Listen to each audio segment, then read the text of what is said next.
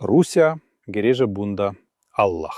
Di sisi gedung utama gereja dibangun tambahan kapel. Terlihat yang tambahan ungke jauh langkung goreng dina kualitas. Dijieun tina batu sareng sesa-sesa bata. Tapi anu paling pikaresepen, yen samemehna di kuil ieu aya lengkungan anu ageng tanpa tembok. Di dieu samemehna aya jalur, rohangan kosong. Tembomna yen tembok dina arka yu dijieun engke. Beda bata, beda cara. Pekerjaan anu pisan goreng. Bata ditaruh dina papan kai, tu dijieun sambungan bata. Sakabeh arka ieu dipasang ku bata jauh saatos wangunan gedong gereja. Hayu urang tingali ti sisi sejen.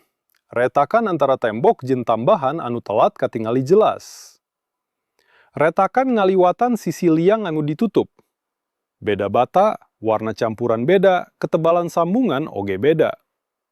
Tak aya ragu yen liang lengkung ditutup engke. Ternyata lengkungan gede ieu saacana teu gaduh tembok. Di dieu aya jalur ka jalan, katilu arah. Anjeun sorangan ngartos yen di iklim Rusia anu tiis, nagunakeun gereja sapertos kieu teu mungkin. Naha urang Rusia heula nawangun gereja tanpa tembok. Tras-tras ngamimitian nalereskeun liang lingkungan anu badak.